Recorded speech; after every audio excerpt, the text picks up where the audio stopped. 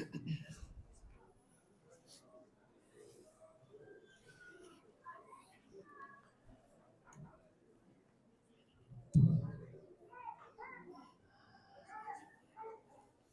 عليكم ورحمة الله تعالى وبركاته. بسم الله الرحمن الرحيم. الحمد لله رب العالمين، والصلاة والسلام على أشرف الأنبياء والمرسلين، حبيب إله العالمين أبي القاسم المصطفى محمد.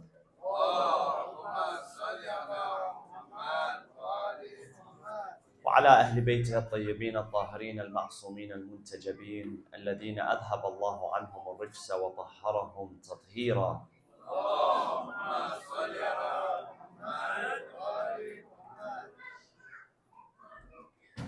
قال تعالى في كتابه الحكيم: بسم الله الرحمن الرحيم. وإذ قال ربك للملائكة إني خالق بشرا من صلصال من حمأ مسنون فإذا سويته ونفخت فيه من روحي فقعوا له ساجدين. صدق الله العلي العظيم. وصلوا على محمد وآل محمد.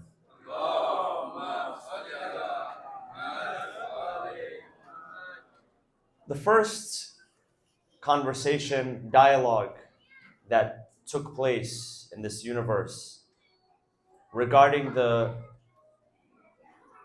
potential of human development is a conversation narrated in the Quran before our creation, when God intended to create mankind. And we know that this world, this universe, existed for much longer before than man was created and sent down to earth. We're told that when God intended to create the human being, that the angels turned to him and they asked him about the nature of this being. وَإِذْ قَالَ رَبُّكَ لِلْمَلَائِكَةِ إِنِّي جَاعِلٌ فِي الْأَرْضِ خَلِيفَةً. He tells us in Surah Al-Baqarah that God proclaimed to the angels that I have indeed created a representative, Khalifa, on earth. What did they respond? قالوا أتجعل فيها من يفسد فيها ويسفك الدماء. Will you create a being that will spread corruption in the land and shed blood? And commentators say that because their perception of this bashar, this terrestrial being that God intended to create, their perception was based on earlier creatures that resembled the human being but were very animalistic in their nature, uncivilized. And so their perception of this new being would be that he would also be uncivilized. And God's response to that was, قَالَ إِنِّي أَعْلَمُ مَا لَا تَعْلَمُونَ. I know that which you do not know. So in essence, God refers to man as a Khalifa, a representative of him on this earth. So how do we develop our potential as human beings so we reach that status, that honored status, that status that in the Quran God describes us in the following way. He says, وَلَقَدْ كَرَّمْنَا بَنِي آدَمَ وَحَمَلْنَاهُمْ فِي الْبَرِّ وَالْبَحْرِ وَرَزَقْنَاهُم مِّنَ الطَّيِّبَاتِ وَفَضَّلْنَاهُمْ عَلَى كَثِيرٍ مِّمَّنْ خَلَقْنَا تَفْضِيلًا. That fadl, the merit, the favor that God gives to man over every other creation, that he is the most distinguished, that he is the most honored. Is this something which comes automatically? Or is there a process by which we perfect ourselves, by which we develop our highest potential, that we become the most honored being, the most honored creation, the one that God is most proud of? In other words, how do we utilize this life that Allah subhanahu wa ta'ala has given us to self-actualize and become truly the greatest creature to walk this earth, the most honored, the most intelligent, the most useful. The Prophet, peace be upon him, says the best of you are those that are the most useful of you to others, that are of most benefit to others. وَإِذْ قَالَ رَبُّكَ لِلْمَلَائِكَةِ إِنِّي خَالِقٌ بَشَرًا مِنْ صَلْصَالٍ مِنْ حَمَإٍ مَسْنُونٍ. God tells the angels in Surah Al-Hijr that I have created a human being out of what is described as the type of clay or the type of mud that you find in swamplands and in the marshlands, something which in itself does not have much value. فَإِذَا سَوَّيْتُهُ وَنَفَخْتُ فِيهِ مِنْ رُوحِي فَقَعُوا لَهُ سَاجِدِينَ. Once I have completed him and once I have breathed into him my spirit, then فَقَعُوا لَهُ سَاجِدِينَ, prostrate to him. So it's not the physical body that we occupy that gives us preference or merit over other creatures. I mentioned the hadith of Imam Ali alayhi salam the other night where he says that why is man so full of himself? Why is man so arrogant? Why is he so proud of himself? His beginning is a drop of sperm and his end is a carcass. So why is he so proud of himself? It's not the body that we occupy, this body in this shape, this format, that makes us the Khalifa, the greatest creation, that makes us perfected. What perfects us? God says, I perfected you by breathing onto you my spirit. So it is the spirit, the ruh, which is sacred, which has of it the essence from Allah subhanahu wa ta'ala. That is what favors us and makes us greater than every other creation. It's our spirit. It's our spirit that allows us to self-actualize. This concept of self-actualization, which is becoming the absolute best version of yourself. You have this one life that God has given. There's no rehearsal, there's no practice. This is the actual life that we're living in. Once it's done, and there is no return to it. قَالَ رَبِّ ارْجِعُونَ. He says, Oh Allah, ارجعون, turn me back to this world. لَعَلِّي أَعْمَلُ صَالِحًا. Perhaps I will do righteous deeds. Perhaps I will give more. It doesn't work that way. So how do you utilize this one life and the tools that Allah subhanahu wa ta'ala has given us in order to self-actualize, in order to become the best versions of ourselves? Sallu ala Muhammad wa ali Muhammad.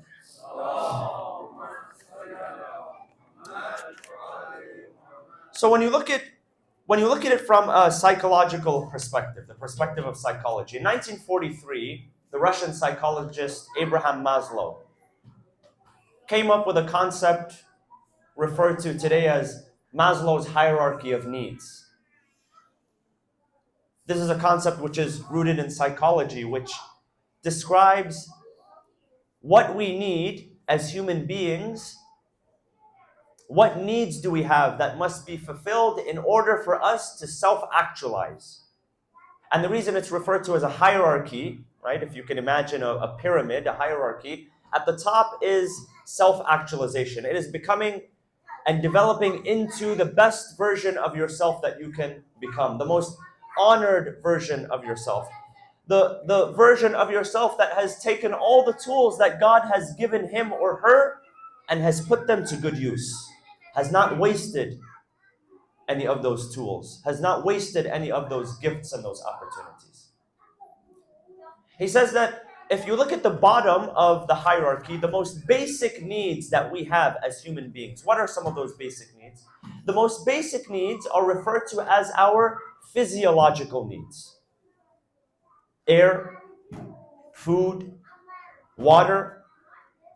These are the basic elements that we need to survive as human beings. The reason we can all sit here comfortably and you can hear my voice and you can think about what I'm saying is because you have enough oxygen and you've just been fed and your thirst has been quenched. Alhamdulillah.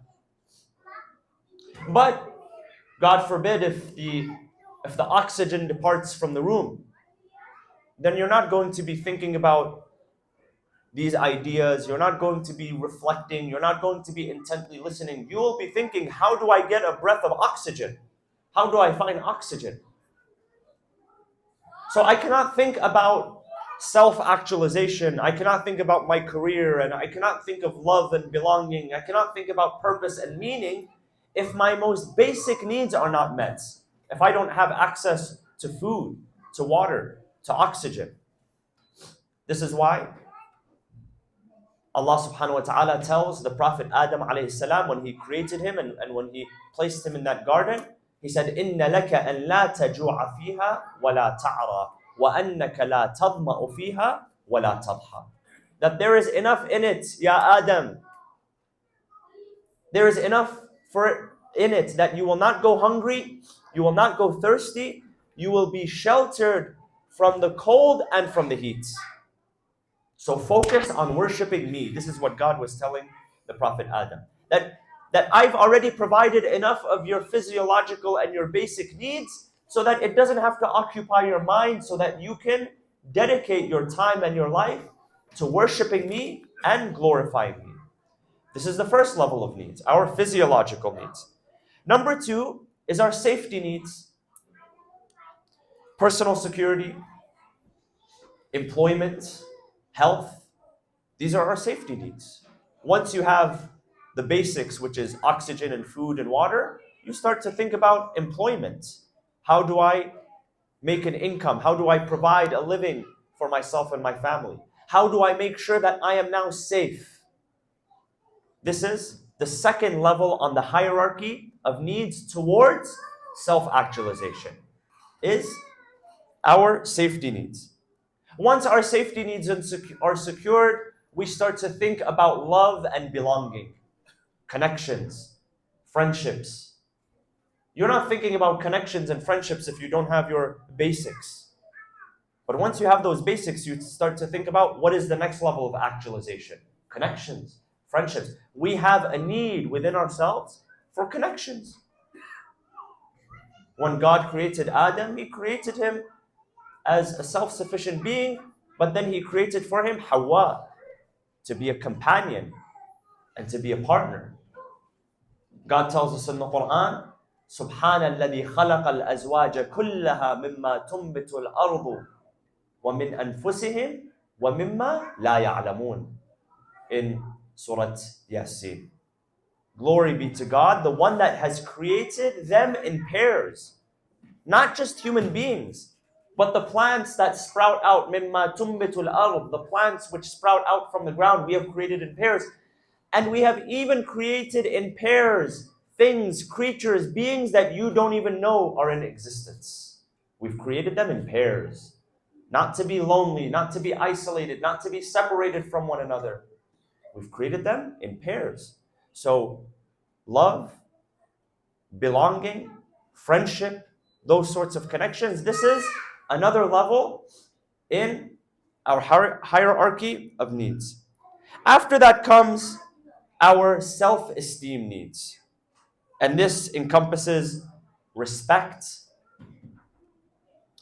Once we have our basic needs met, now we look for respect, we look for status and accomplishment, and finally we look for freedom. Freedom.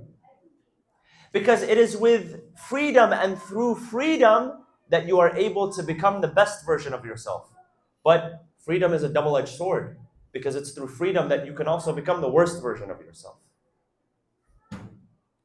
This is why just the idea of freedom on its own is not sufficient.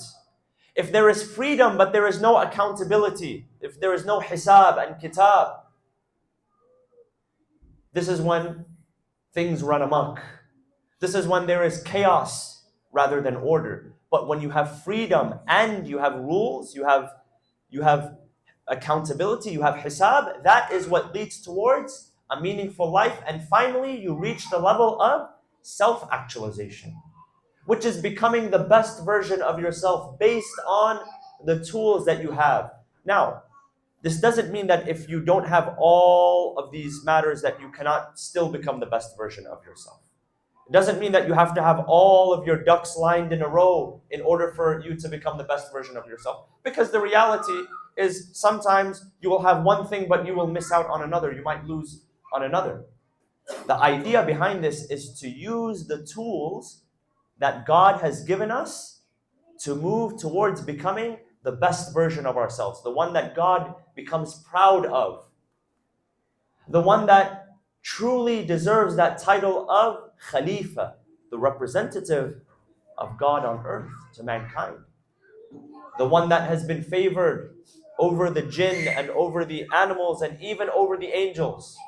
Narrations tell us that man can reach a level where he is preferred even above the angels, because the angel serves and worships God, but he has no choice.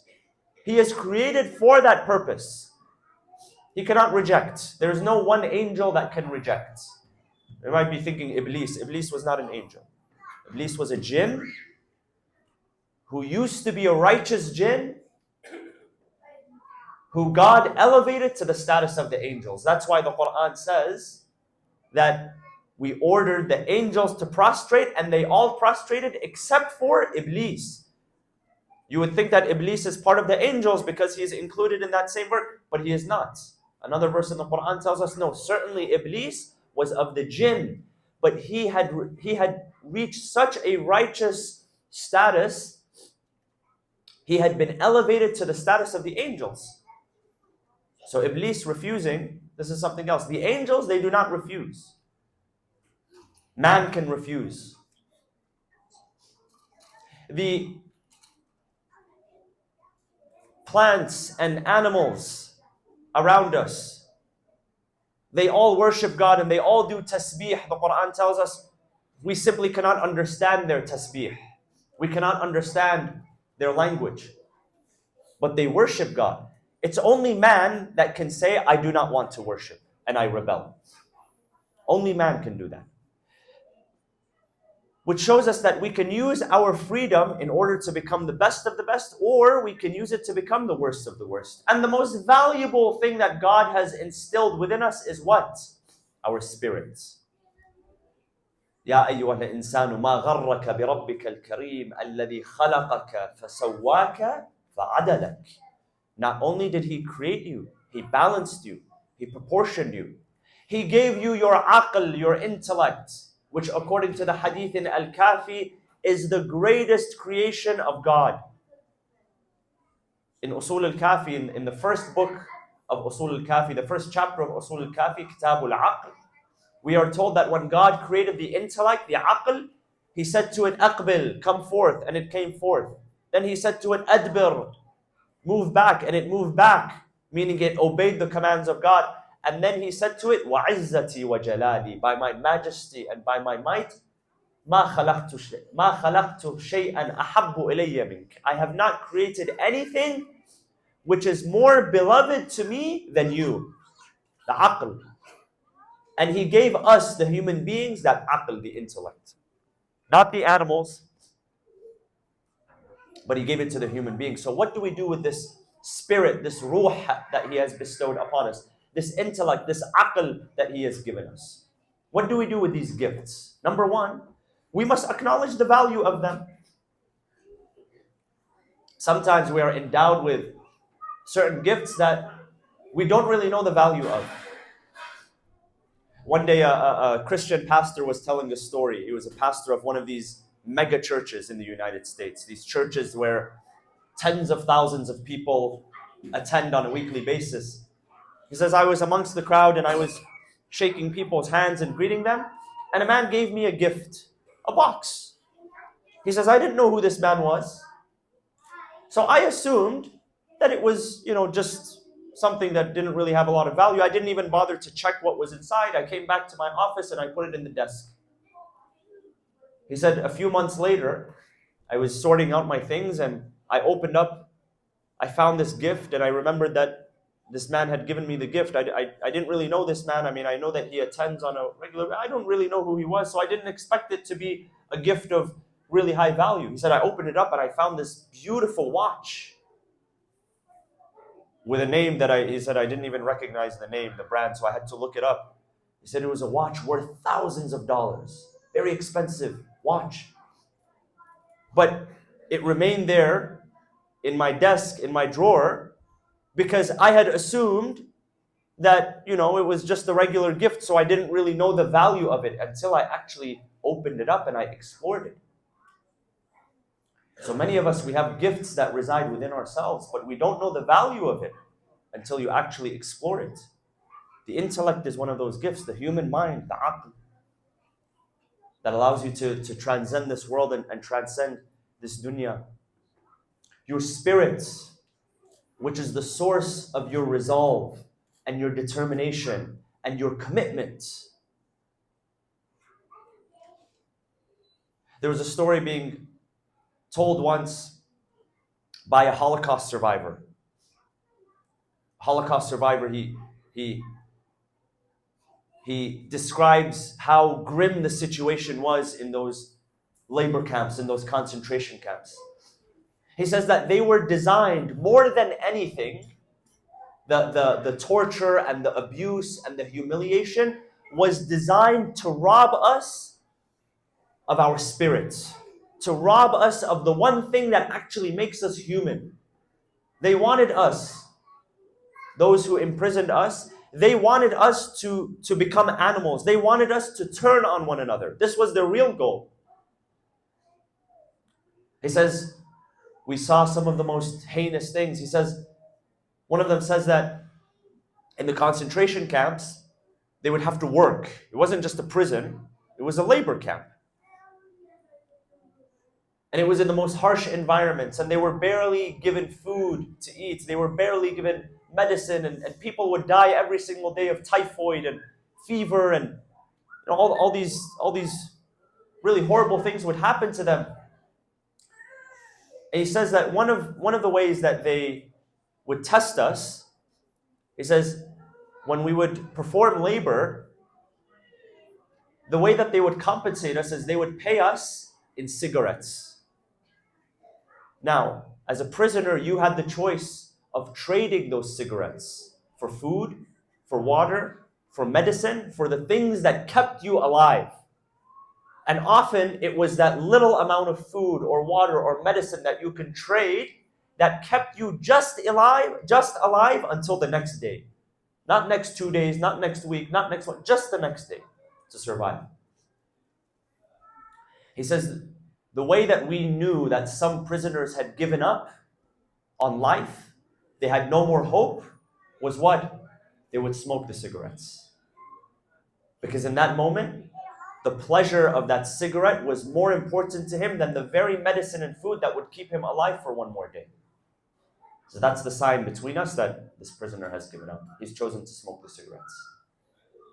He said they designed a system to rob us from our humanity, to take hope away from us, to strip us away from everything. And he said, even though we witnessed such atrocities and it was so difficult, you would still find men who would have their last piece of bread, the thing that would make them survive, they would share it with their fellow prisoner. He said, when I saw that, I witnessed the power of the human spirit. That you can take away everything away from man, but you cannot rob him from his spirit.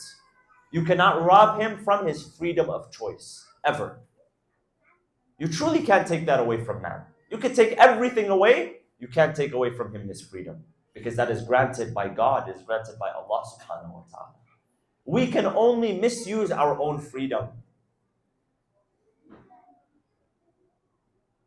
So it is our spirit, our freedom, our intellect, these abstract concepts that God has bestowed us with as human beings, that He has favored us with as human beings, that allow us to become the greatest of creation. Sallu ala Muhammad wa ali Muhammad.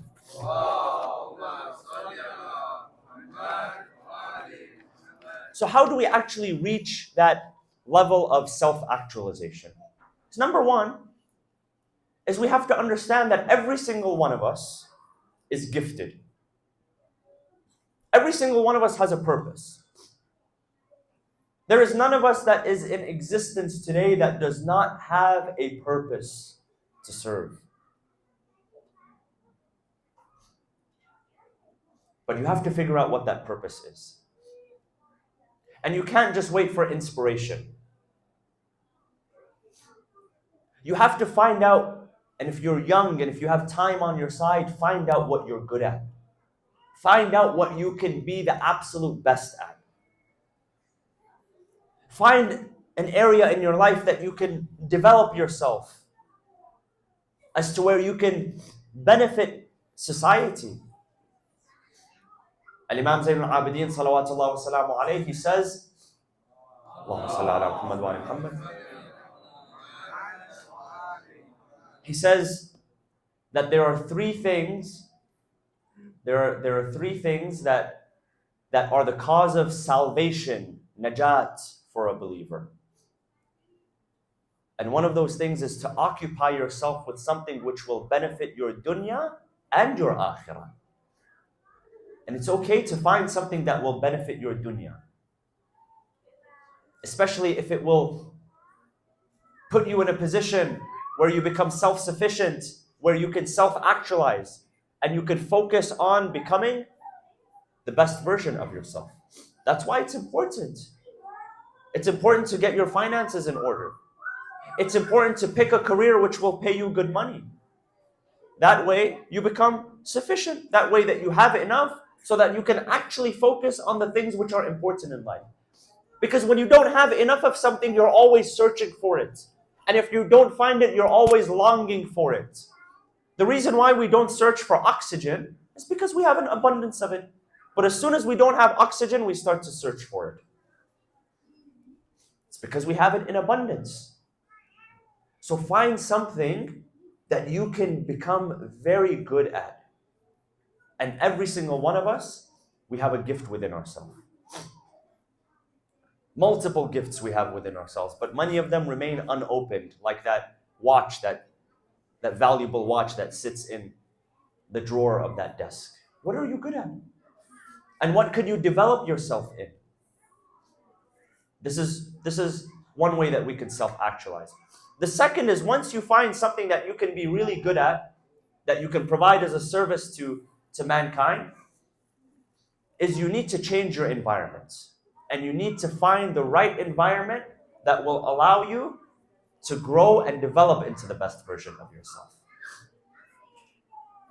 You can take a seed which has the potential to grow an entire orchard, but if you plant it in the North Pole, it won't even sprout out from the ground, let alone start to produce trees that produce other fruits, that produce other seeds, that produce other trees and an entire orchard. That's why the Prophet, peace be upon him, he says when it comes to choosing a spouse, okay, and this has to do with planting seeds, he says, اختاروا لنطفكم فإن العرق دساس. Choose the repository of your seed, because the irq, which is what? The root, will show up in the fruit. The root, you don't see it. The root is buried deep within the ground. When you eat a fruit, if you eat a delicious fruit, such as what? Durian. Durian is very delicious. I don't know, does it grow on trees? I haven't seen how it grows. Okay. You don't see the root in the ground, but you taste how delicious and creamy that fruit is, correct? And fragrant. Everybody loves durian, right? Not everybody, maybe. Because the root shows up in the fruit. This is why the Prophet, peace be upon him, says, choose the repository of your seed. Choose your environment wisely. Select wisely, because the root affects the fruit. Sallu ala Muhammad wa ali Muhammad.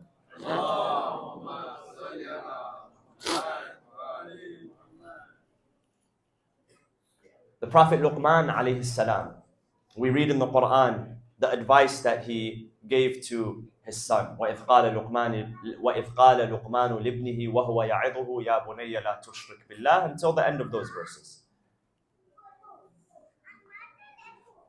The advice that he gave him continues in the hadith. So a portion of the advice is mentioned in the Quran, and a portion of the advice is mentioned in the hadith. One of the pieces of advice that he gives to his son concerns his association and his environment. He says, sit with the people of knowledge. Do not sit with people who are unintelligent. I mentioned the hadith yesterday during the Friday prayer that either the Prophet or the Imam alayhi salam, he says to avoid certain types of friends, and the first type of friend to avoid is the unintelligent one. Because a person who is unintelligent will seek to benefit you, but in reality, they will harm you. Luqman tells his son, sit with people of knowledge. Sit with people of ilm, not people of jahl, deliberate ignorance. Why? He says, because if you are not a person of knowledge, you will gain from their knowledge. And if you are a person of knowledge, your knowledge will compound, correct? If you are a knowledgeable person, you see when scholars sit with one another, experts sit with one another, their knowledge compounds. You know, they call it a brain trust or a mastermind. That when two minds come together, they create a third, more powerful mind. This mastermind concept. Because knowledge compounds. You benefit from them, they benefit from you. He says, and avoid like the plague, people of ignorance. Because if you are a knowledgeable person, your knowledge is not going to benefit you if you sit with people who are ignorant. In fact, if anything, their unintelligence will rub off on you. Sometimes you walk away from an environment and you feel a few IQ points have dropped. He says, and the biggest danger is if you are ignorant and you sit with people of ignorance, your ignorance compounds. God forbid. You know, we have this concept which is called jahl basit, which is simple ignorance, and jahl murakkab, compound ignorance. Right? They're both dangerous, but one can be more dangerous than the other. Jahl basit, simple ignorance, is if you're ignorant of a fact. If you ask me right now, what is the distance between the earth and the sun? I'll tell you I'm ignorant. I don't know. Is it 1 million miles, 10 million miles? I don't know. I'm not sure. I'm ignorant of this fact. I don't claim to know. So don't ask me. You're asking the wrong person. But if you ask me what is the distance between the earth and the sun, and I say with conviction, I know for a fact it is 500,000 miles, and I end up being wrong, that is double ignorance. It's ignorance of the truth and ignorance of my ignorance. Nastajiru billah, complex ignorance. Very dangerous. So Luqman tells his son, be careful of your environment, because even if you have the seeds of greatness within you, even if you have potential within you, your environment will either feed you and grow your potential, or it will shut it down. It will crush it. You know, there's something they call crabs in a bucket syndrome. Have you heard crabs in a bucket? They say in Hawaii, there's a special type of crab. It's called the ohiki crab. And what you do is if you put the crab in a bucket, if you put a bunch of these crabs in a bucket, you know, they'll sort of rattle around, right? If you've seen crabs in a bucket, or when they're caught in a net, they'll rattle around. And then one of them starts to try to climb up to the top.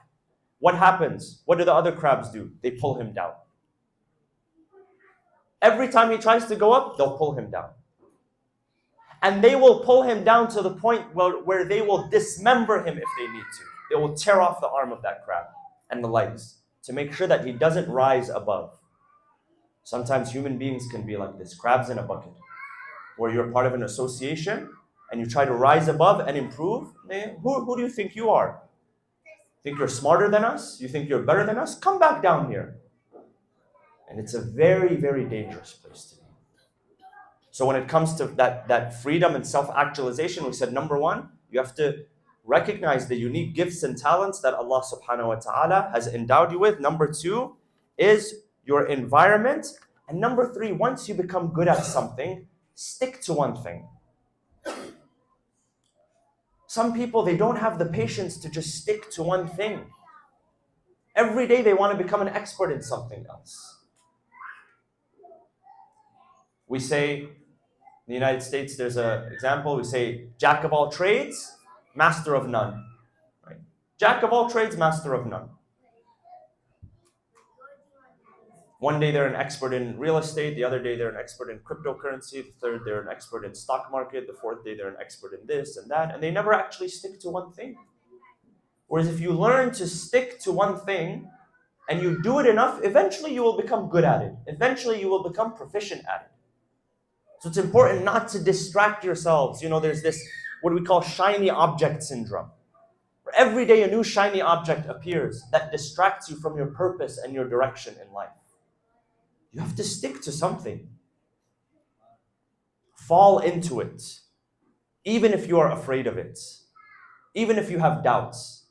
Amir al-Mu'minin alayhi salam says, إِذَا هِبْتَ أَمْرًا فَقَعْ فِيهِ. If you are afraid of something, fall into it. That's the sign that you need to move forward, not fall back. إِذَا هِبْتَ أَمْرًا فَقَعْ فِيهِ. If you fear something, fall into it. Don't fall away from it. There was a man who told a story during the California gold rush in the mid-1800s in the United States, when gold in the year 1849 was discovered in California, and settlers began to move from the East Coast and the Midwest to the West Coast. There was a man by the name of H.U. Darby. He says how himself, he was a young man, and his uncle convinced him to move from West Virginia in the East Coast of the United States to Colorado, which is in the middle of the United States, because there was some gold that was found in that state. So they trekked through half the country, and during those days it was very difficult. This is before, right before they built the Transcontinental Railroad, and they had to navigate through difficult places. There were vigilantes, and there were miners, and there were thieves and robbers, and it was just difficult terrain that they had to go through. Finally, they reached their spot. They purchased this plot of land where they believed that there was gold under it, and they were about to strike gold. It's hired an engineer, and the engineer said, "This is where you need to dig." He had purchased all of the equipment, and they began to dig, and they began to dig and dig and dig, and finally, they became hopeless. And they said, we're that's it. We've dug in every direction that we know of, and we haven't found any gold.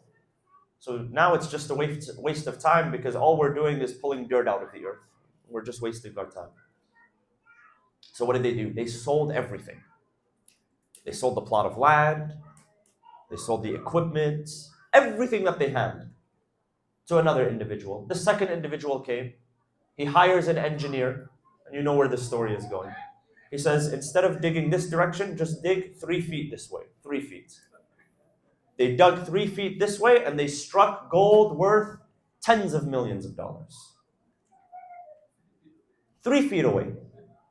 And there's a book based on this story called 3 Feet Away from Gold, which is the idea that in life, when you're pursuing something, don't give up, because at any moment you could be 3 feet away from gold.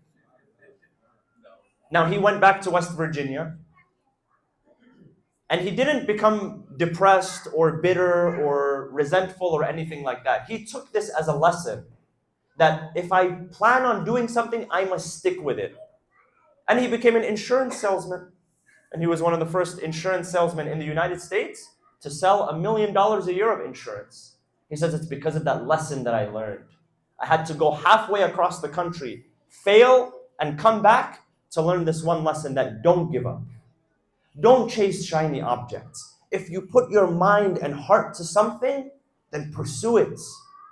Become the best at it. You're not going to become a professional overnight.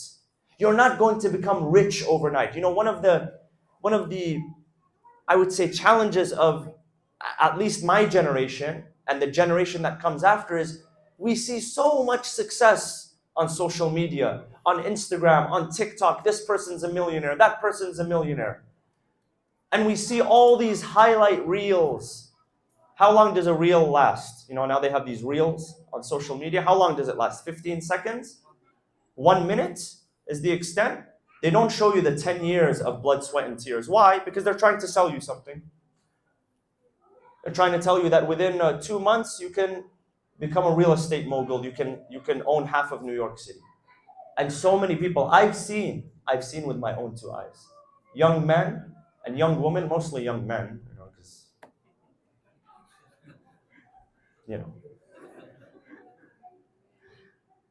we like to just jump into things, without caution.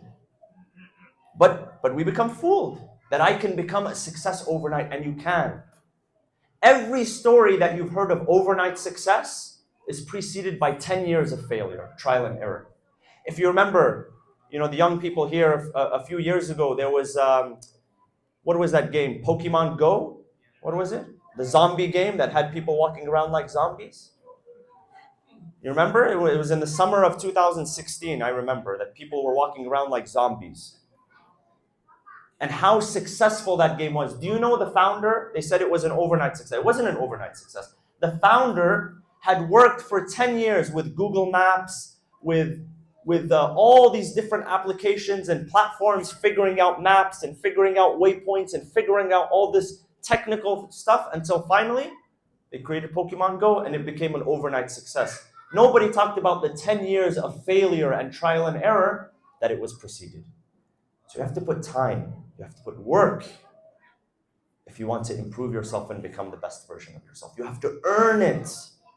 See, brothers and sisters, Allah subhanahu wa ta'ala could have not created this dunya, and He could have said, oh mankind, you get a straight ticket, non-stop, no transit, from alamul dhar to alamul akhirah in the Jannah. But then He placed the transit. For some people it's a long transit, for some people it's a short transit, which is this dunya. Because you have to build value, you have to create value in order to appreciate the prize at the end of the tunnel. Because if you were just handed something, and we've seen how people who come from families where they're just handed things and they don't have to work for anything, they don't esteem it and they don't value it as much as the person who had to build and earn something from blood, sweat, and tears. And as a Muslim, you have to work, you have to labor. The Quran says, Ya ayyuhal insanu innaka kadihun ila rabbika kadhan famulaqih. You are laboriously toiling towards your Lord. Not coasting, not being pushed or chaperoned. You are laboring, blood, sweat, and tears until you reach your Lord. And you become the greatest version of yourself that you can become with the tools that Allah subhanahu wa ta'ala has given you. So this is the month of Ramadan, the month of reflection, the month where we ask Allah subhanahu wa ta'ala to allow us to be better than we were last year, to improve us. Even if you are improving 1%, don't focus on complete drastic change and improvement. If you can just focus on 1% improvement, eventually you'll find that within a year, within 5 years, within 10 years, you look back and you can't even recognize yourself. And you are never too old to start. I'll tell you this, you are never too old to begin something. My grandfather, Ayatollah Seyed Qazwini, moved to the United States when he was 60 years old. And he began learning the English language at 60 years old. And he had to learn the English language to live in the United States and teach. He used to teach us at the private school in his broken English. But I remember when he first started learning the language. We all lived in one big house, and early in the morning, maybe 6, 7 a.m. after Fajr, we would not go to sleep. There used to be these devices, the translator devices, if you remember, these big devices. They were like this big, and it had Arabic, English, French translation, and you would plug in, and I would remember hearing, and you press a button and it pronounces the word for you. I remember hearing at 6 in the morning, 7 in the morning, the sound of this device pronouncing words in English. And I knew it was my grandfather, 60, 65 years old, learning a new language, teaching himself the language. And this is just one example. So you can always start something new. But you have to put in time and effort. And you must realize and appreciate the gifts that Allah subhanahu wa ta'ala has given you. The greatest gift is the aql, the intellect. It's a very terrible thing to waste. We ask Allah subhanahu wa ta'ala in this blessed month, the month of Ramadan, and during these final nights, to allow us to commit and dedicate ourselves to self-improvement. We ask you, O Allah, to forgive us and bless us and send down your mercy in this holy month. We ask you, O Allah, that for those who are suffering worldwide, those who are in need, to bring relief to their suffering. Bismillah ar-Rahman ar-Rahim. Allahumma aghfir lil mu'minina wal mu'minat wal muslimina wal muslimat al ahya'i minhum wal amwat tabi' baynana wa baynahum bil khayrat innaka mujibud da'wat innaka qadiyul hajat innaka ala kulli shay'in qadir برحمتك يا أرحم الراحمين وصلى الله وسلم على سيدنا محمد وعلى أهل بيته الطيبين الطاهرين.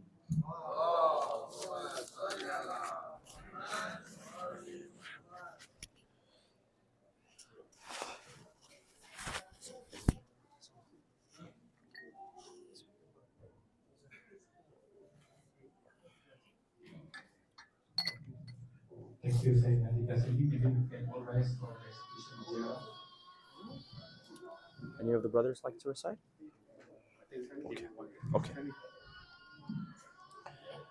بسم الله الرحمن الرحيم الصلاة والسلام عليك يا رسول الله الصلاة والسلام عليك يا خير خلق الله الصلاة والسلام عليك يا خاتم النبيين الصلاة والسلام عليك يا أمير المؤمنين الصلاة والسلام عليك يا فاطمة سيدة نساء العالمين الصلاة والسلام على سبطي نبي الرحمة وسيدي شباب أهل الجنة الحسن والحسين الصلاة والسلام على الأئمة من ولد الحسين علي بن الحسين ومحمد بن علي وجعفر بن محمد وموسى بن جعفر وعلي بن موسى ومحمد بن علي وعلي بن محمد والحسن بن علي والخلف الهادي المهدي عجل الله تعالى فرجه وسهل مخرجه وجعلنا من أنصاره وأعوانه.